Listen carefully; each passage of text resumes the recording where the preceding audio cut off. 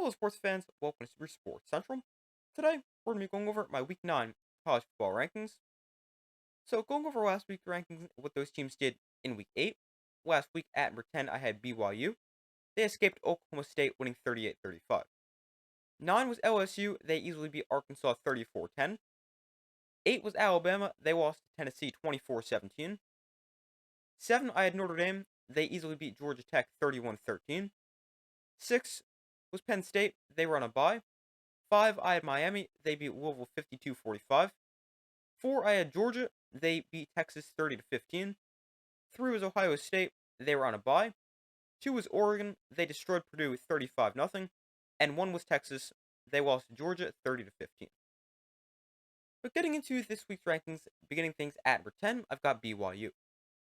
So BYU remains at number 10 after they barely beat Oklahoma State 38-35. And they scored a game-winning touchdown with 10 seconds left. BYU ran the ball very effectively, rushing for 255 yards and 3 touchdowns, while averaging 7.1 yards per carry. And wide receiver Darius Lassiter had a big game with 6 catches for 129 yards and the game-winning touchdown. But BYU, after a very close win over Oklahoma State, they remain undefeated, and I have them at number 10. Number 9, I have Tennessee.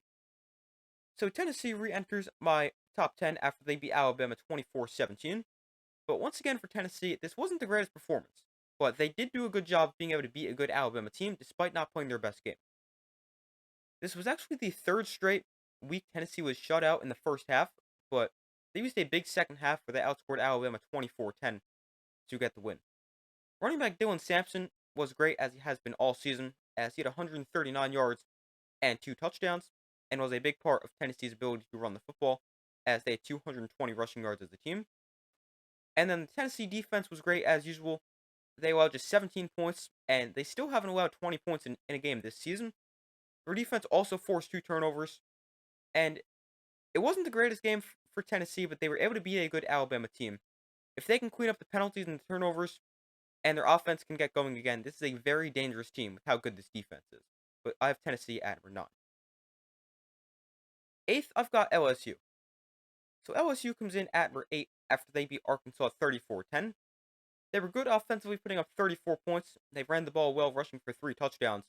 But it was really the LSU defense that dominated this game, as they allowed just 10 points, under 300 yards, forced 3 turnovers. And you're not used to saying this for LSU, but it was their defense that really dominated this game. And after a win over Arkansas, they're now 6-1, and I have them at number 8. 7, I've got Notre Dame. They easily beat Georgia Tech 31-13. This was a good win for Notre Dame against a pretty good Georgia Tech team. Notre Dame's offense was good with 31 points. They ran the ball pretty effectively, rushing for 168 yards and 3 touchdowns. And as usual, the Notre Dame defense was great, allowing just 13 points. They did not let Georgia Tech run the football, and they also forced 2 turnovers, returning 1 of them for a score. But Notre Dame, after easily beating Georgia Tech, I have them at number 7. 6, I have Penn State. So they remain at number 6 following their bye week. Next week, they take on Wisconsin. 5th, I have Texas. So Texas falls from number 1 to number 5 following their 30-15 loss against Georgia. And this was not a good performance for Texas.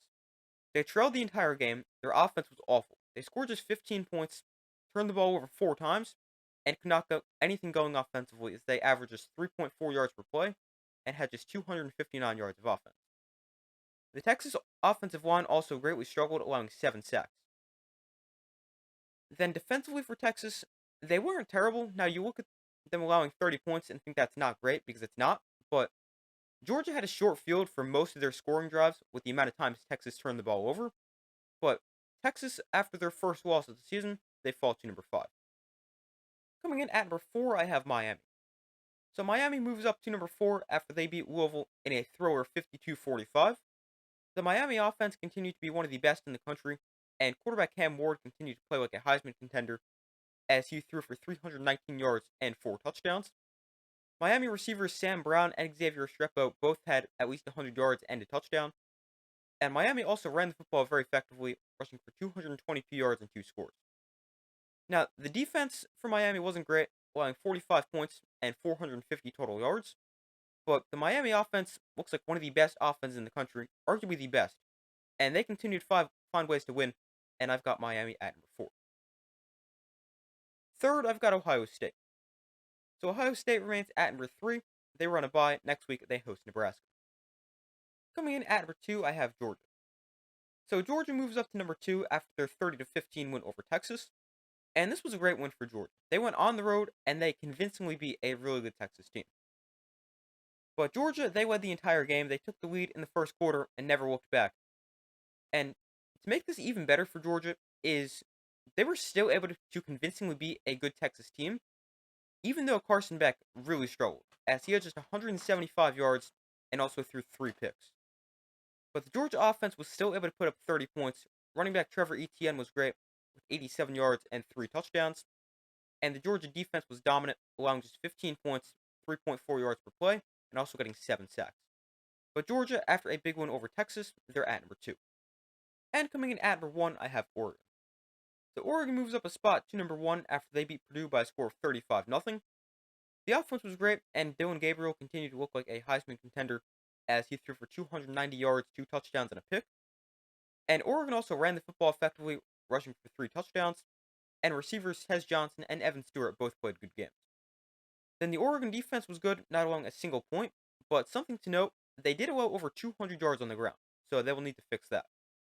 But Oregon, after a shutout win over Purdue, I've got them ranked at number 1. And moving on to my updated college football playoff predictions. So my 1 seed is now a 13-0 ACC champion Miami. 2 seed is Georgia at 12-1, winning the SEC. My 3rd seed, Ohio State, also at 12-1, winning the Big Ten. And my 4 seed remains Kansas State at 12-1, winning the Big 12.